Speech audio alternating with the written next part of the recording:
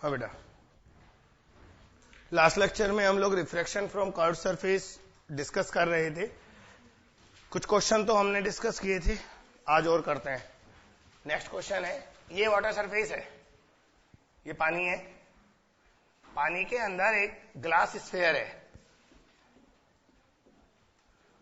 बच्चों, glass sphere का diameter 10 centimetre है और ग्लास स्फीयर पानी के सरफेस से भी 10 सेंटीमीटर अंदर है। ग्लास स्फीयर के सेंटर से r/2 नीचे, r/2 कितना होगा? 2.5, रेडियस 5 है बेटा। एक ऑब्जेक्ट है, दिस इज एन ऑब्जेक्ट, और हम लोग यहां से देख रहे हैं, तो बताना है इसकी इमेज, हमें फाइनल इमेज कहां दिखाई देगी। ग्लास का म्यू 3/2 लेना है, पानी का 4/3।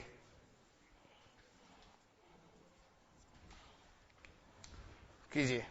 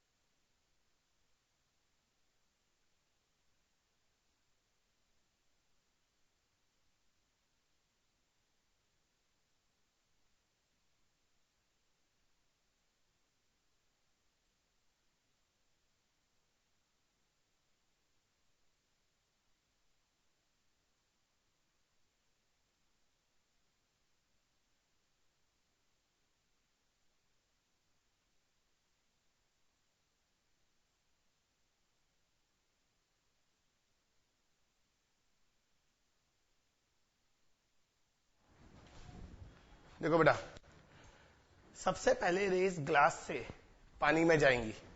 ये ऑब्जेक्ट है ना, यहां से रेज निकलकर पानी में जाएगी, तो μ2 4/3 होगा, μ1 3/2 होगा, u कितना होगा?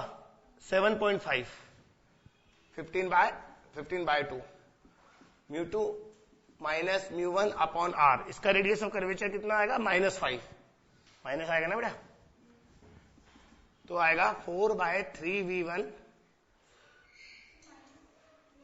ये माइनस आएगा ना, प्लस हो जाएगा 1/5, ये आएगा माइनस माइनस प्लस, ये कितना हो गया बेटा? 1/6, 30, 1/30।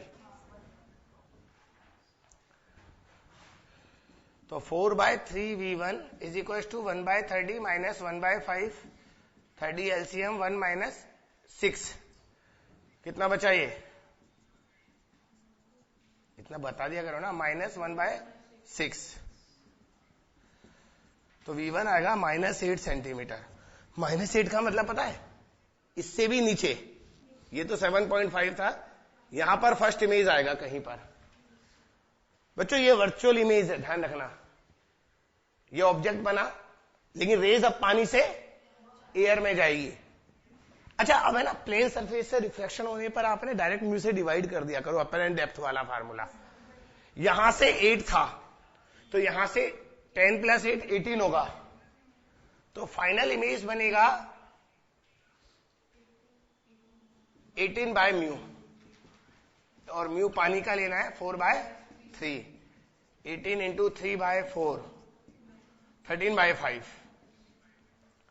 तो फाइनल इमेज पानी के सरफेस से 13.5 लगभग यहां आएगा, ये फाइनल इमेज होगा, और ये डिस्टेंस बेटा 13.5 सेंटीमीटर होगा। This is the answer.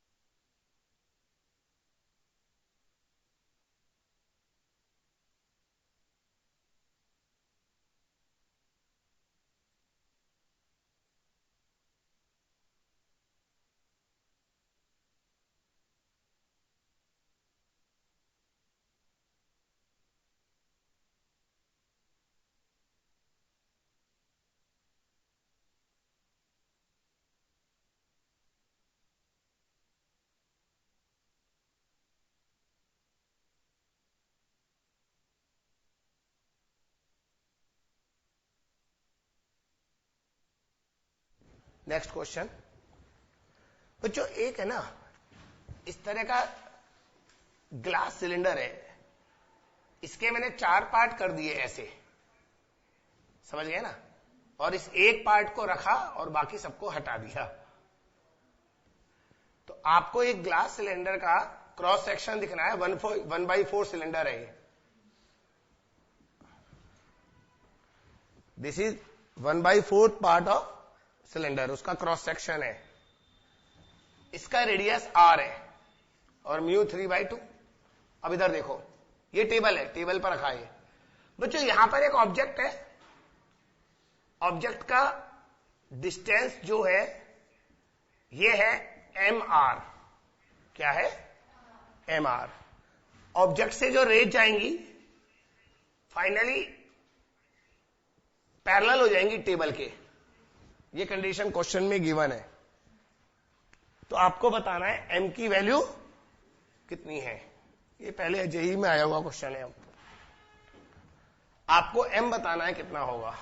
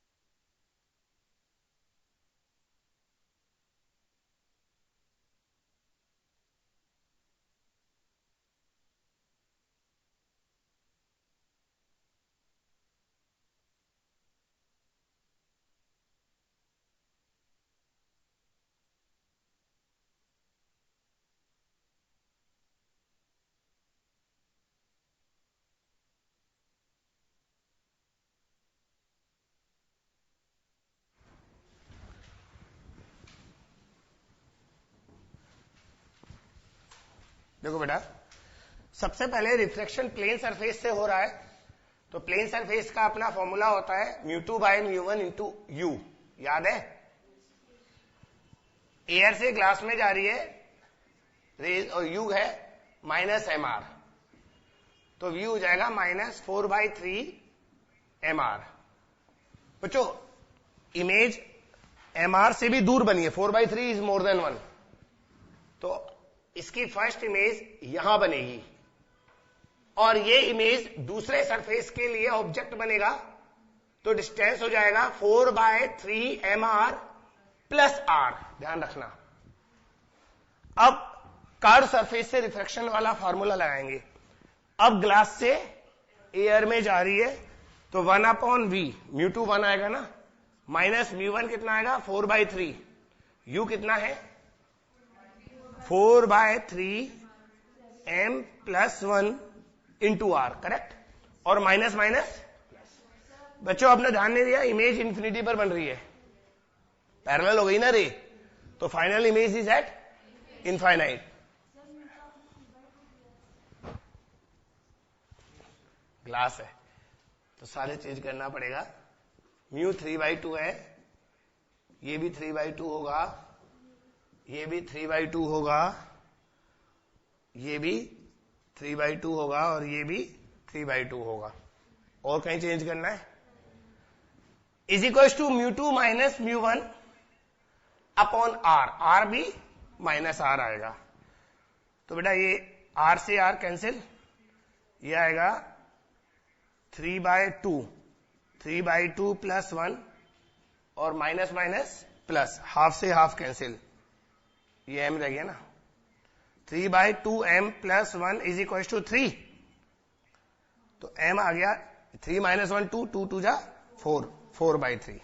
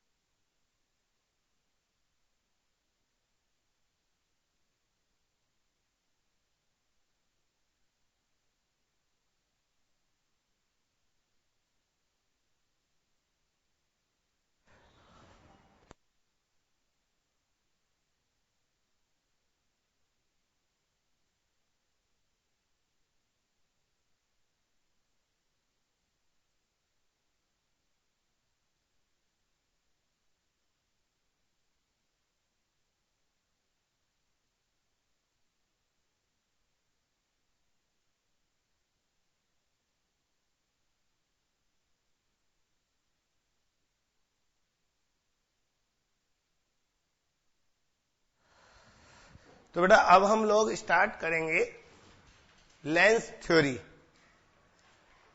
Actually अभी हम जो स्फीयर डिस्कस कर रहे थे ना, वो भी लेंस ही था। स्फीयर भी एक लेंस होता है, बस थिक होता है। और अब हम जो थ्योरी डिस्कस करेंगे वो थिन लेंस की थ्योरी डिस्कस करेंगे। तो हम लेंस को डिफाइन कैसे करते हैं? लेंस किसे बोलते हैं? एक ऐसा रिफ्रैक्टिंग मीडियम जिसका एक सरफेस एटलीस्ट कर्व हो, वो लेंस कहलाता है। दोनों कर्व हो तो बहुत अच्छा, दोनों प्लेन नहीं होने चाहिए। करेक्ट? लिखो ये बात।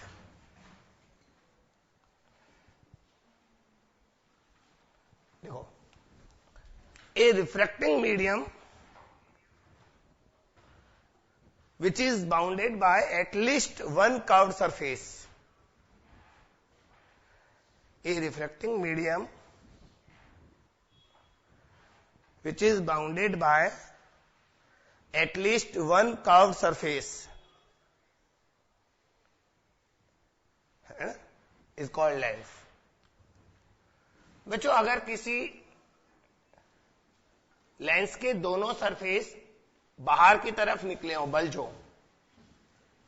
तो ये बाई कॉन्वेक्स लेंस कहलाता है। क्या कहलाता है? By convex. बाई कॉन्वेक्स तब होगा जब दोनों का रेडियस अलग अलग होगा।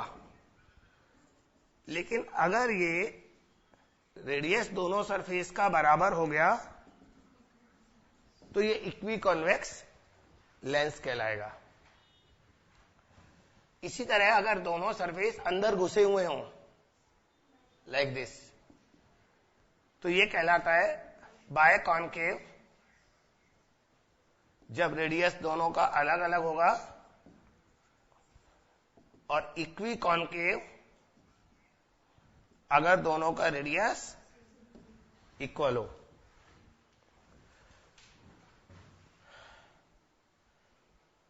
बच्चों, अगर मान लीजिए एक सरफेस कर्व हो, दूसरा सरफेस प्लेन हो, then it is called plano convex. इसमें R1 0 नहीं है, लेकिन R2 इनफाइनाइट है। मतलब R1 इनफाइनाइट नहीं है, लेकिन R2 इनफाइनाइट है। और अगर पहला सरफेस अंदर घुसा हो, then it is called plano concave.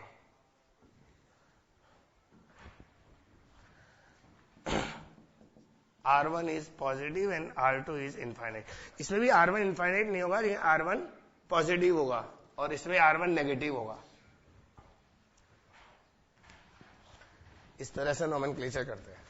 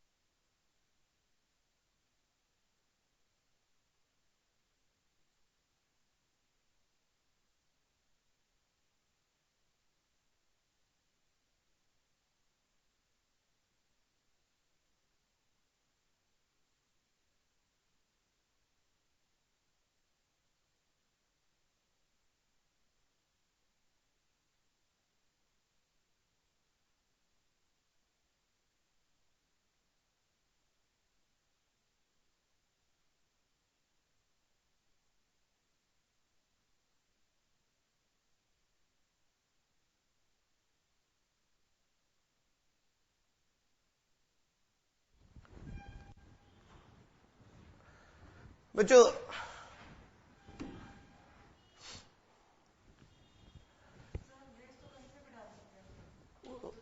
उससे फर्क नहीं पड़ता, आपको आगे जाकर ये बात पता लग जाएगी।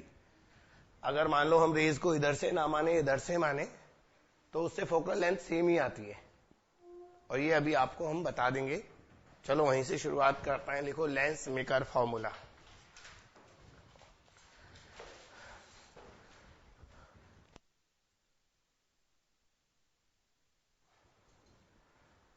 Lens maker formula. बच्चों, एक्चुअली में एक लेंस में होता क्या है, दो रिफ्रैक्टिंग सरफेस होती हैं। जैसे मान लो यहां आपने कोई ऑब्जेक्ट रखा, तो पहला सरफेस इसे रिफ्लेक्ट करेगी, दूसरा सरफेस फिर रिफ्लेक्ट करेगी, और फाइनल इमेज बन जाएगी। तो हमने वो जो कर्व सरफेस का फॉर्मूला है वो दो बार यूज कर लेते हैं। जैसे मान लो बाहर कोई मीडियम है, उसका रिफ्रैक्टिव इंडेक्स म्यू m है, लेंस का खुद का म्यू l है। ये ऑब्जेक्ट है, फर्स्ट इमेज जहां बनेगी वो निकाल रहा हूं। पहले मीडियम से ग्लास में जा रही है लेंस में, तो μ2 by first image μ1 by R1 is equal to μ2 minus μ1, और ये R1 क्यों लिखा मैंने, U μ2 माइनस μ1 अपॉन R1। ये इक्वेशन नंबर 1। चूंकि हम थिन लेंस ले रहे हैं तो इसका जो इमेज होगा वो इसका ऑब्जेक्ट बनेगा। चूंकि ये डिस्टेंस नेग्लिजिबल है तो उसका जो V1 होगा वही वैल्यू उसके लिए U बन जाएगा। अब जो रेज आ रही है वो लेंस से मीडियम में जा रही है, तो दूसरा मीडियम हो गया फाइनल इमेज, पहला मीडियम लेंस हो गया, इसका जो V था और उसका U बन गया, is equal to μ2 minus μ1 upon R2। मैंने यहां माइनस नहीं लिया क्योंकि अभी मैं वैल्यू नहीं सिंबल पुट कर रहा हूं, क्योंकि फार्मूले से फार्मूला निकाल रहा हूं मैं, आप समझो। अगर मैं वैल्यू पुट करता तो मैं इसमें माइनस R2 लेता। दोनों को अगर ऐड कर दें तो ये स्टेप कट रहा है, ये आएगा μm upon V minus μm upon U। बच्चों इसमें माइनस लगा दो, उल्टा कर दो तो ये भी कॉमन आ रहा है, μl माइनस μm कॉमन आ रहा है, 1 अपॉन R1 माइनस 1 अपॉन, यहां से μm को कॉमन लेकर नीचे ले जाओ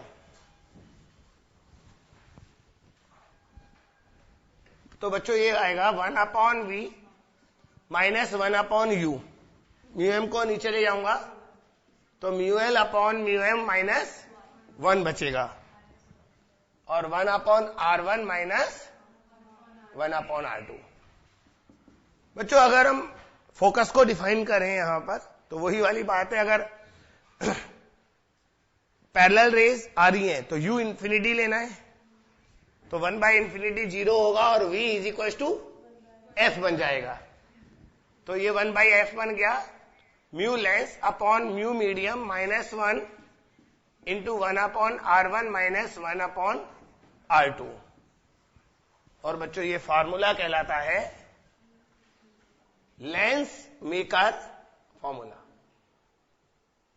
और हमने देखा यहां पर 1 upon V minus 1 upon U is equal to 1 upon F आया है, this is called lens formula.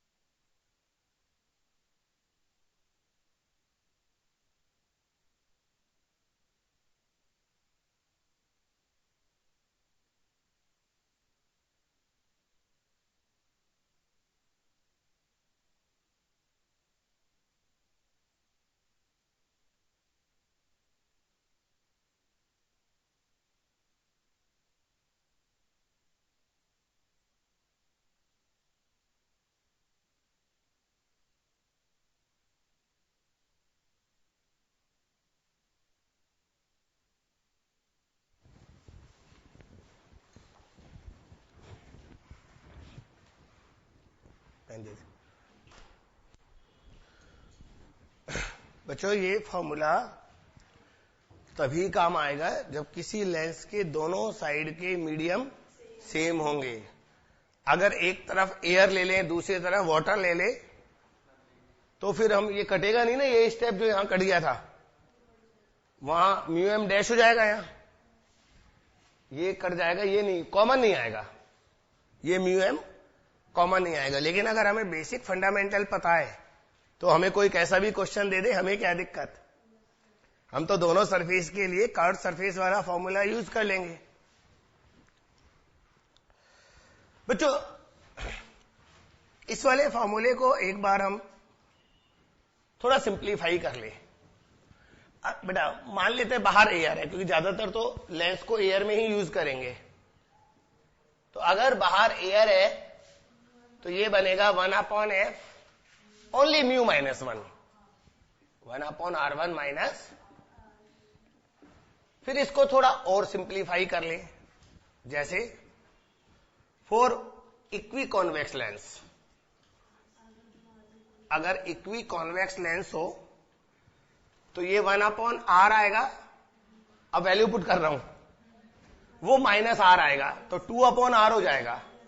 तो फोकल लेंथ आएगा r/2 म्यू माइनस 1। बेटा वो 1/f को उल्टा कर दिया।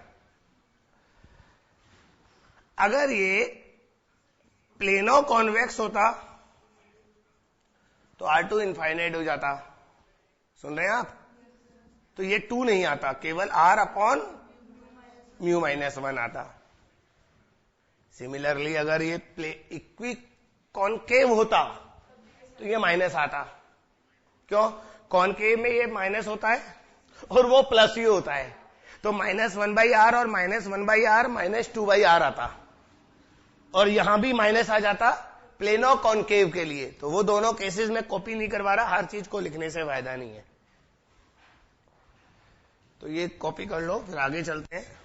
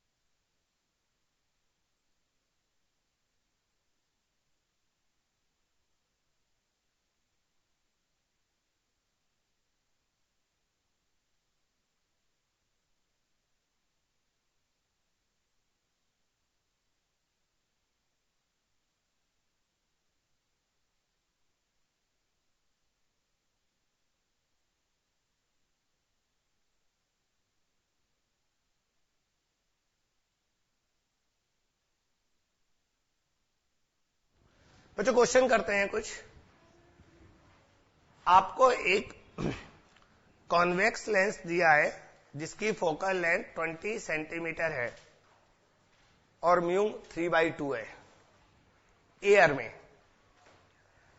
अगर इसे पानी में डुबो दें लेंस को, तो पानी के अंदर इसकी फोकल लेंथ बताइए कितनी होगी। Question is focal length of a convex lens is 20 centimeter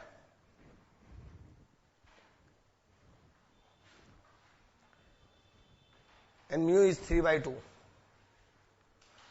You know, what is the focal length of this lens when it is dipped in water?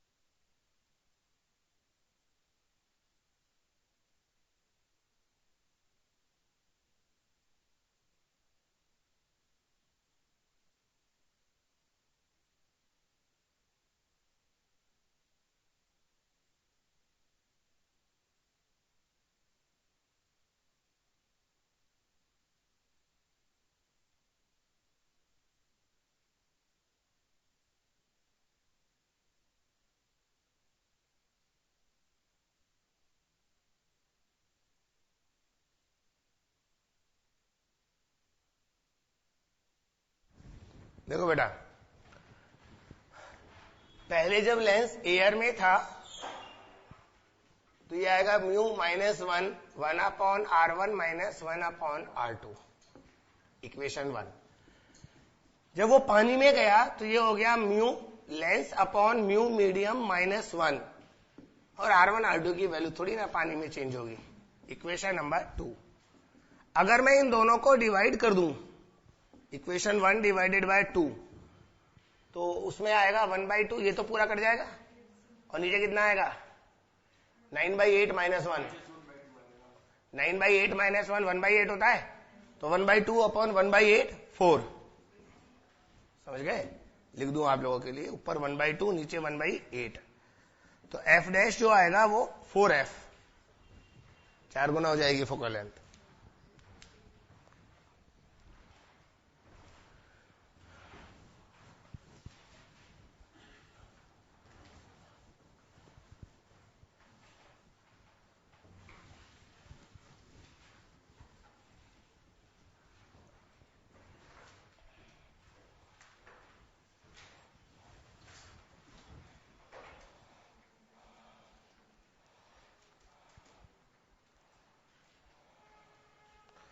बच्चों, अगर हम लेंस को किसी ऐसे मीडियम में डिप कर दें जिसका रिफ्रैक्टिव इंडेक्स लेंस से भी ज्यादा हो, यहां तो कम था ना पानी का लेंस से, अगर ये दोनों इक्वल हो जाते तो 1 -1 0 हो जाता और फोकल लेंथ इनफाइनाइट हो जाती, इक्वल हो जाते तो। और अगर म्यू मीडियम ज्यादा हो जाता तो ये वैल्यू नेगेटिव आती। फोकल लेंथ नेगेटिव आने का मतलब है लेंस का नेचर चेंज हो जाता। जो लेंस एयर में कन्वर्जिंग है वो पानी में जाकर डाइवर्जिंग हो जाएगा, और जो लेंस बाहर एयर में डाइवर्जिंग है वो पानी में जाकर, वी शुड नॉट से पानी, वो उस लिक्विड में जाकर कन्वर्जिंग हो जाएगा। आई रिपीट,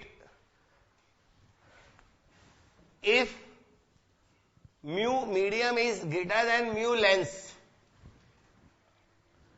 तो क्या होगा, लेंस का नेचर चेंज हो जाएगा, converging will behave like diverging and diverging will behave like converging. Reason पता लग गया ना? यहां जो माइनस आएगा उसने साइन चेंज कर दिया, पहले जो प्लस था वो माइनस हो गया, पहले अगर वो माइनस होता तो अब प्लस हो जाता। ये डिसाइड कौन करता है कि कन्वर्जिंग है लेंस या डाइवर्जिंग है? ये सेकंड ब्रैकेट। अरे एयर में ये तो हमेशा प्लस आता है ना, म्यू -1, तो जो ये सेकंड ब्रैकेट है 1/r1 1/r2, ये डिसाइड करता है कि वो कन्वर्जिंग लेंस है या डाइवर्जिंग।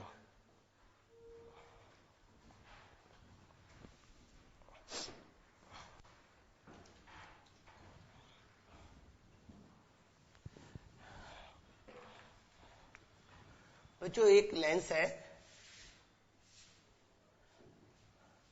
इसके एक इस तरफ पानी भर दिया 4/3, लेंस का 3/2 ले लो, इधर एयर है, तो बताइए इसकी फोकल लेंथ कहां होगी, मतलब पैरेलल रेज कहां जाकर फोकस होगी, और इसकी जो खुद की फोकल लेंथ है, ठीक है, वो आप 20 सेंटीमीटर ले लीजिए। इसकी जो खुद की फोकल लेंथ है वो 20 सेंटीमीटर है लेंस की, दूसरी तरफ पानी है,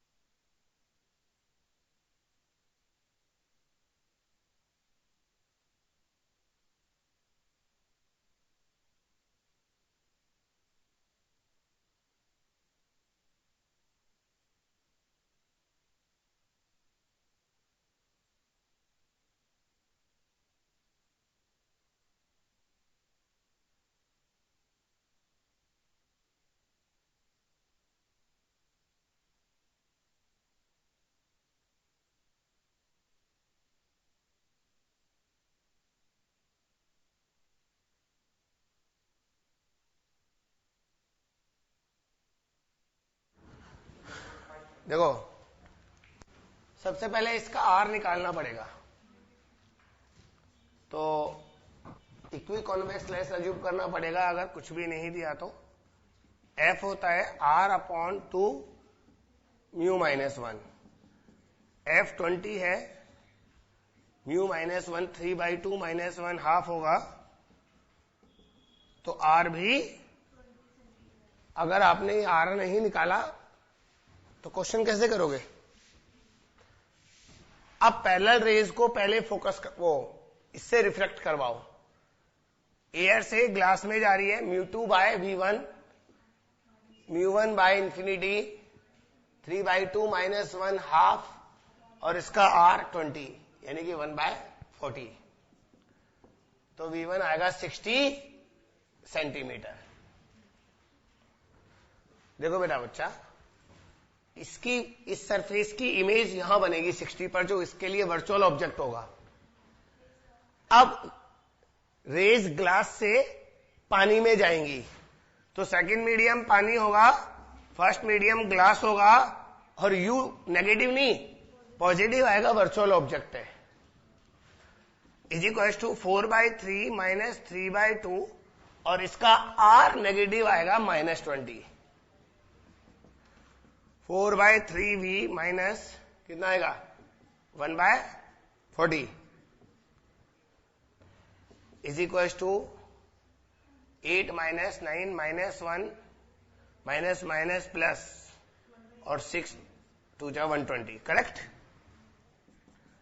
तो 4/3V आएगा 1/20 प्लस 1/40, 120 एलसीएम 1 प्लस 5 6, ये 20 आ गया। कहां पर बेटा? ये 3 आएगा, ओके 4 और ये 30 हो जाएगा। अब सही है, तो V कितना आएगा 40 सेंटीमीटर, 3 से 3 कैंसिल। इसका मतलब इसकी फोकल लेंथ 20 है, लेकिन फोकस 40 पर होगा, और ये चेंज इसलिए आया है क्योंकि दूसरी तरफ वाटर है। आप खुद देख लीजिए, अगर आप इसी मेथड से करते और इस साइड वाला मीडियम अगर ये एयर वापस ले लेते, तो इसको 1 करना है ना, और तो कोई चेंज नहीं है, नहीं सॉरी इसको 1 करना है। एक बार इधर देखो, ये 1 हो जाएगा, ये 1 हो जाएगा, ये 1 हो जाएगा, है ना, तो V कितना आएगा? हाँ, तो 30 क्यों आ रहा है? 20 आना चाहिए ना। वही मैं देख रहा हूं, 4/3 और कहां है?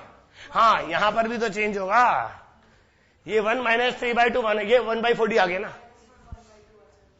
ठीक है। तो 1 माइनस 3/2 कितना आएगा? 1/40, 1/40 प्लस 1/40 1/20, तो 20 आ जाता। तो 40 इसलिए हुआ क्योंकि दूसरी तरफ पानी आ गया।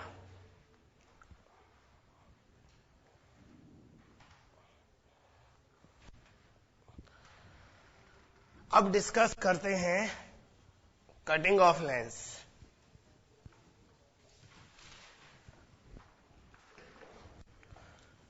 बच्चों, एक लेंस है, इसकी फोकल लेंथ f है। अगर हम इसे ऐसे कट कर दें, देखा, ऐसे काट दिया, बस यहां से ये सरफेस प्लेन हो गया, तो इसकी कंप्लीट लेंस की अगर फोकल लेंथ f है, तो काटने के बाद इसकी फोकल लेंथ कंफर्म बढ़ जाएगी। क्यों भाई? 1/r minus minus plus 1/r 2/r हो रहा था, अब केवल 1/r आएगा, तो वैल्यू हाफ हो गई, और रिवर्स करने का मतलब डबल हो गई। समझ रहे हैं? हाँ, अगर ये इक्वी कॉन्वेक्स होता तो वास्तव में डबल हो जाती। अभी मैं डबल इसलिए नहीं लिख रहा क्योंकि ये कंफर्म नहीं है कि इक्वी कॉन्वेक्स है या नहीं है। तो बच्चों, अगर एक लेंस को प्रिंसिपल एक्सिस के परपेंडिकुलर कट किया जाए ऐसे, तो उसकी फोकल लेंथ इंक्रीज हो जाती है। लेकिन बच्चों, क्योंकि जिस एरिया से लाइट ट्रांसमिट हो रही है वो एरिया चेंज नहीं हुआ। अरे ये लेंस आपको पता कैसा होता है? ये दिखता ऐसा है ना, ये सर्कल है एक इधर का, मतलब सर्कल का मतलब है इसका क्रॉस सेक्शन इधर से, तो लाइट जो जाएगी वो इडली शेप होती है ना, लेंस बिल्कुल वैसा होता है। तो हमने उसको ऐसे कट किया है तो लाइट ट्रांसमिटिंग एरिया कम नहीं हुआ, इसलिए इंटेंसिटी ऑफ इमेज में कोई चेंज नहीं आएगा। ये ध्यान रखो, इंटेंसिटी ऑफ इमेज में कोई चेंज नहीं आएगा। लेकिन अगर हम लेंस को इस तरह से कट करते प्रिंसिपल एक्सिस के पैरेलल, जैसे ये कोई लेंस है, हम इसे ऐसे ही काट देते,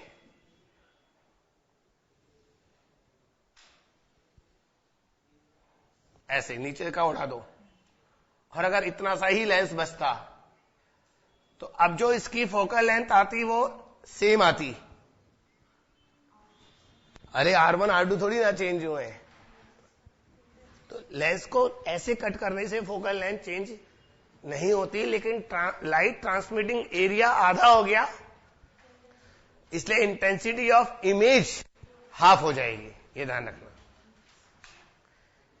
तो आप डायग्राम बना लो और साथ में मैंने जो बोला वो लिख लेना। पहले केस में फोकल लेंथ इंक्रीज हो जाएगी but intensity of image same रहेगी। दूसरे केस में फोकल लेंथ सेम रहेगी बट इंटेंसिटी ऑफ इमेज कम हो जाएगी।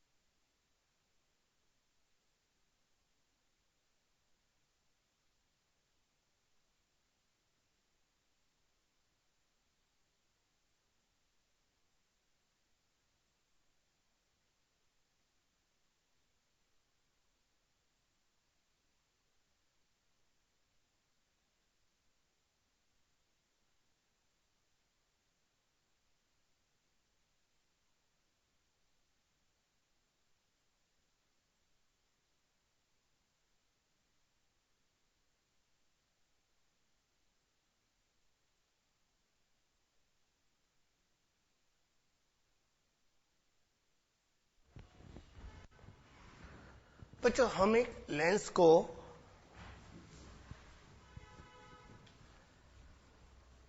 ब्लैक पेंट कर दें बीच बीच में, है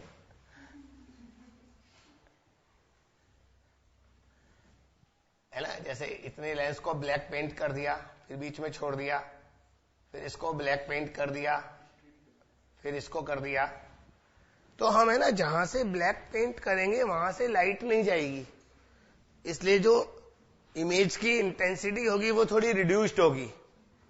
लेकिन ऐसा नहीं होगा कि पूरा एक इमेज बने और उसमें से बीच में से कोई लाइट उड़ जाए, क्योंकि लेंस का हर छोटा पार्ट भी कंप्लीट इमेज बनाता है। अगर आप इस पूरे लेंस में से इतना सा टुकड़ा ले लेते तो वो भी इमेज पूरी बनाता, धुंधली बनाता, धुंधली, समझते हैं? तो ब्लैक पेंट करने से इमेज में ब्लैक स्ट्रिप्स नहीं होगी, सिर्फ लाइट कम हो जाएगी, इंटेंसिटी कम हो जाएगी, इमेज कंप्लीट बनेगी।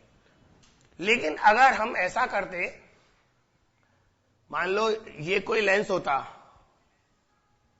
ये कोई लेंस है और इसको हमने 3 अलग अलग म्यू का बना दिया, ये μ1 है, ये μ2 है, ये μ3 है। अब क्या होगा अगर यहां एक ऑब्जेक्ट रखें तो 3 इमेज बनेगी। एक अलग से लेंस ये बन गया जिसका फोकल लेंथ अलग होगा, म्यू अलग है ना, इसका फोकल लेंथ अलग और इसका फोकल लेंथ अलग, तो यहां पर 3 इमेज बनेगी, एक ये बनाएगा, एक ये बनाएगा और एक ये बनाएगा। और तीनों की इंटेंसिटी कम होगी क्योंकि तीनों का एरिया कम है टोटल लेंस से। तो ये बात आपको समझ में आ गई ना?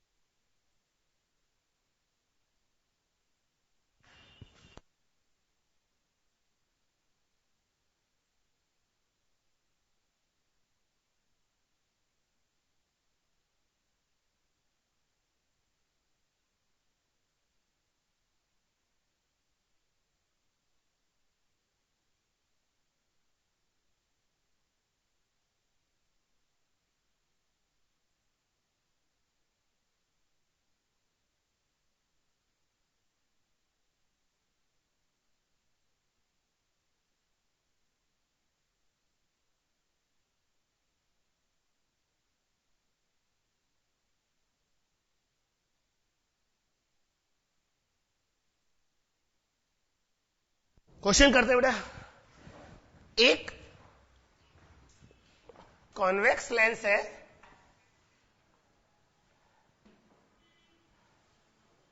इसकी फोकल लेंथ 20 सेंटीमीटर है और इंपॉर्टेंट बात यह है सेकंड सरफेस का रेडियस ऑफ कर्वेचर डबल है। हमने इसको ऐसे काटा दो पार्ट में,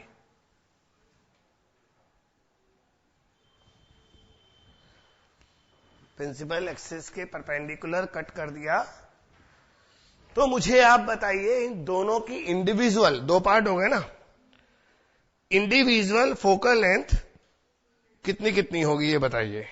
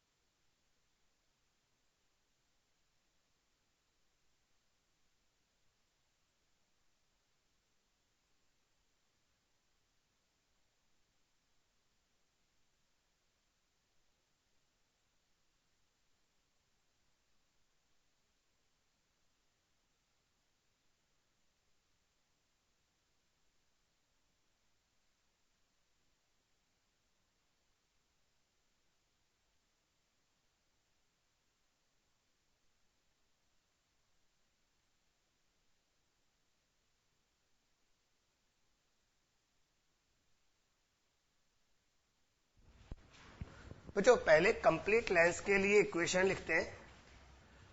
1/f is equal to mu -1 1 upon are minus 1 upon minus 2r, तो माइनस माइनस प्लस, तो 1 अपॉन एफ हो गया म्यू माइनस 1, कितना बचेगा 3/2r। इसको इक्वेशन नंबर 1 पुट कर दो। बच्चों जब इसको कट करोगे, इधर देखो, मैं इस फर्स्ट वाले की कैलकुलेशन कर रहा हूं, तो इसकी फोकल लेंथ आएगी mu minus 1 upon are minus 1 upon infinity. ओ भैया, इसको कट करोगे तो प्लेनो कॉन्वेक्स बनेगा ना।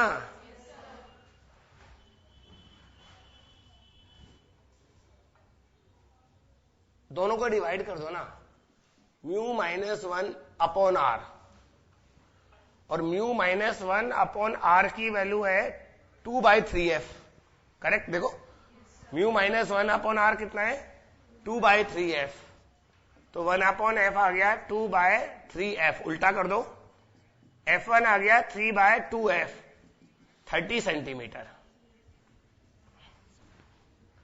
तो म्यू की जरूरत नहीं पड़ी ना।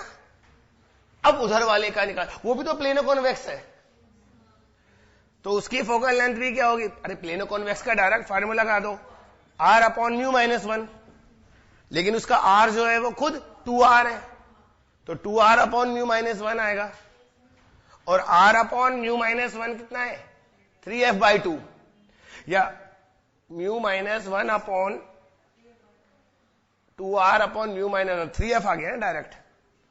3f का मतलब 60 सेंटीमीटर।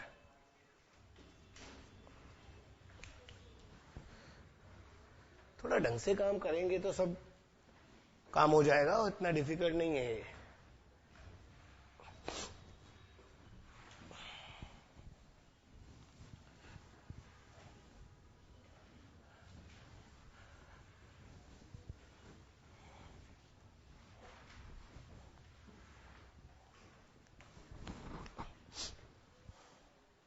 अब लिखो कॉम्बिनेशन ऑफ लेंस।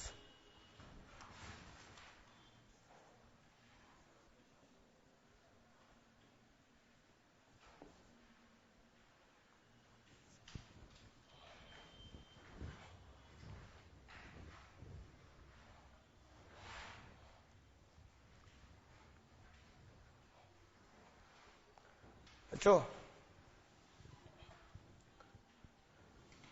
अगर ये दो लेंस हैं f1 और f2 फोकल लेंथ के, इन्हें एक दूसरे से टच करके रख दे,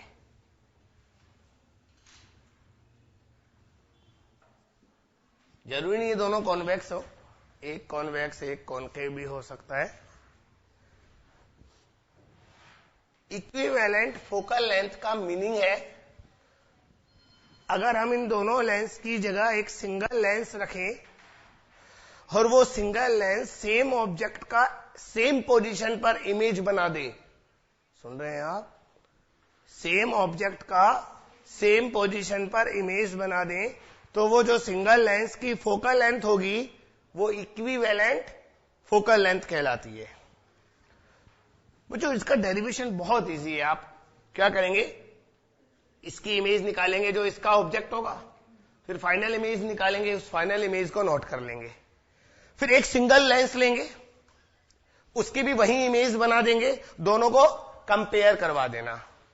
तो कंपेयर करने पर 1 अपॉन एफ आएगा 1 upon f1 plus 1 upon f2। Basically power को ऐड करते हैं बेटा, लेंस की जो पावर होती है वो 1 अपॉन एफ होती है, और मिरर की जो पावर होती है वो -1 अपॉन एफ होती है। ध्यान रखना, power of mirror is -1 upon F, और power of lens +1 upon F.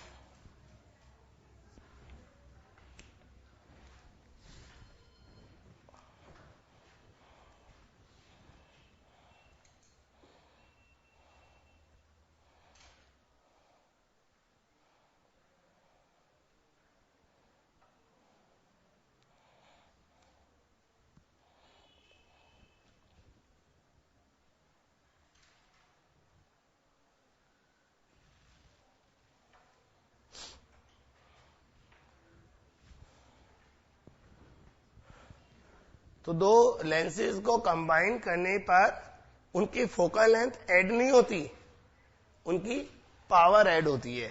P is equal to P1 plus P2 और equivalent focal length is 1/f is equal to 1/f1 plus 1/f2।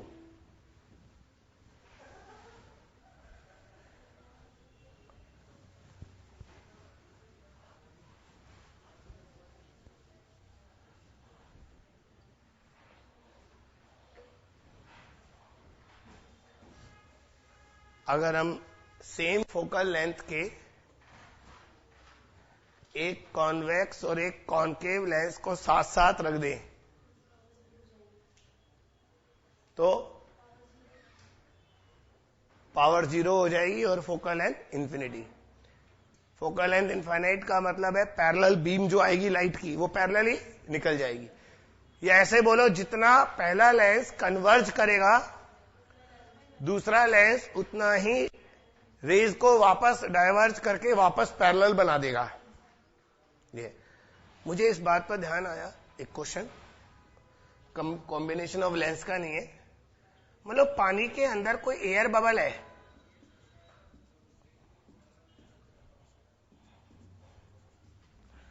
तो ये air bubble किस तरह के lens का behave करेगा, convex या कॉनकेव या प्लेन मतलब ग्लास स्लैब की तरह। एयर बबल तो अंदर एयर ही होगा ना, एयर का म्यू तो 1 होगा ना, बाहर पानी अंदर एयर, और क्या है।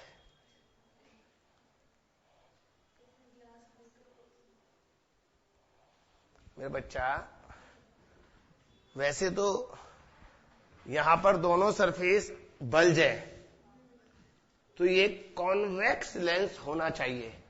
कैसा? कॉन्वेक्स। बट लेंस का खुद का म्यू मीडियम से कम है, तो कन्वर्जिंग होना चाहिए पर होगा डाइवर्जिंग। तो अगर यहां से कोई पैरेलल रेज आती हैं इस तरह से, तो फाइनली वो रेज ऐसे निकलेंगी। This is air bubble. छोटी छोटी बातें हैं, छोटे छोटे क्वेश्चन हैं,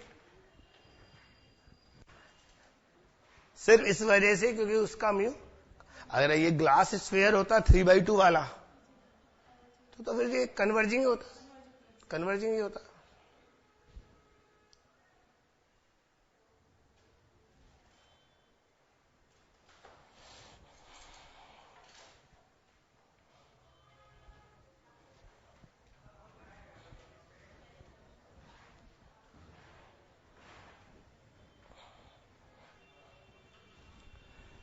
बच्चों, अगर दोनों लेंसेज को कुछ डिस्टेंस पर रख दूं,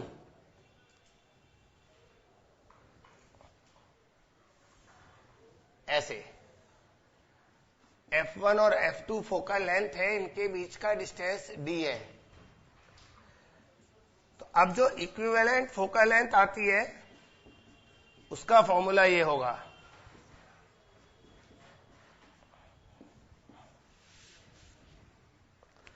one upon f1 plus 1/f2 minus d/f1/f2, यानी कि टोटल पावर होगी P1 plus P2 plus d into P1 P2। ये d डिफरेंशिएशन वाला d नहीं है, डिस्टेंस है। आदत पड़ी हुई है ना हमें dx dy डिफरेंशिएशन की।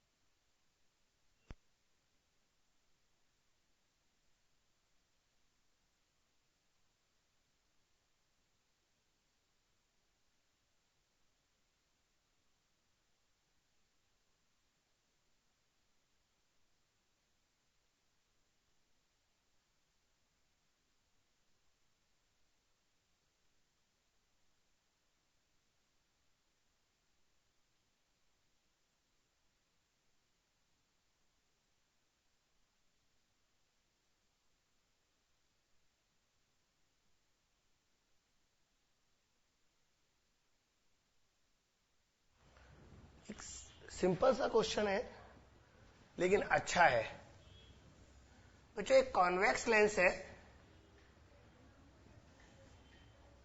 और एक कॉनकेव लेंस है।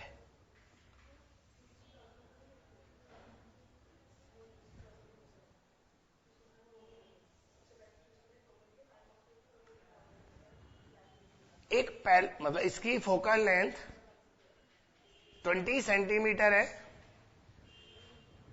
और इसकी फोकल लेंथ नेगेटिव तो होती है 14 सेंटीमीटर है। हमने क्या ऑब्जर्व किया, पैरेलल रेज आई, वापस पैरेलल हो गई। तो आपको बताना है इन दोनों के बीच का डिस्टेंस क्या होना चाहिए। सिंपल है पर अच्छा है ये क्वेश्चन।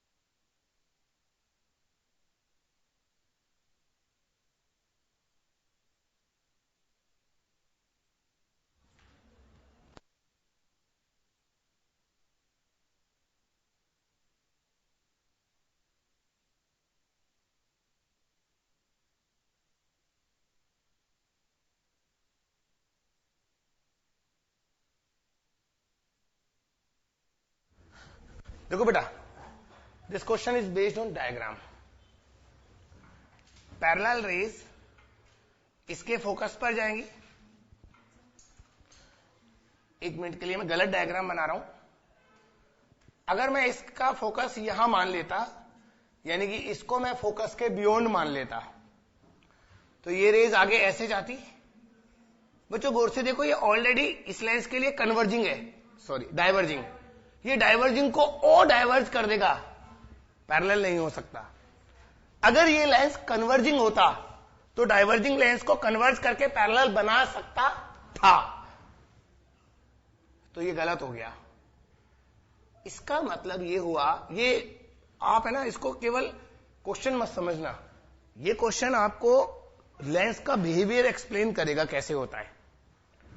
तो एक्चुअल में है ना, इसका फोकल लेंथ यहां पर कहीं होगा. देखो रेज ऐसे जाएंगी,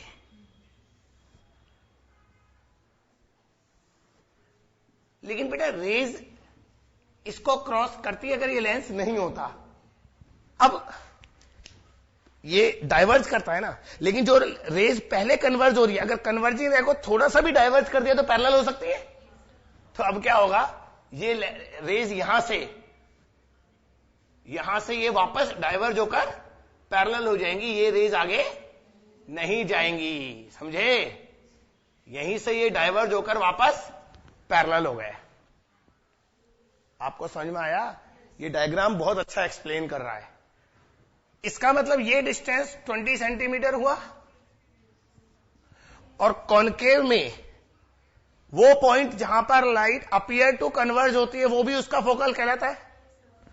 यानी कि कॉनकेव के लिए यहां से लेकर ये डिस्टेंस 14 सेंटीमीटर हुआ, तो ये डिस्टेंस कितना रह गया, 6.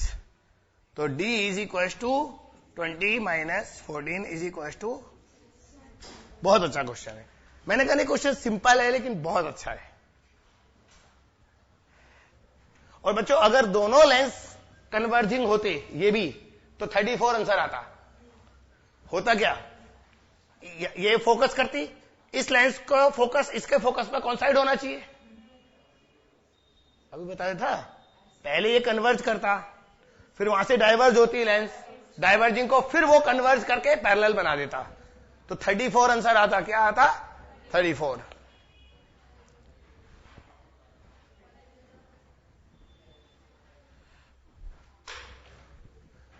बच्चों आज हम यहीं तक डिस्कस करेंगे, बाकी सब नेक्स्ट लेक्चर में.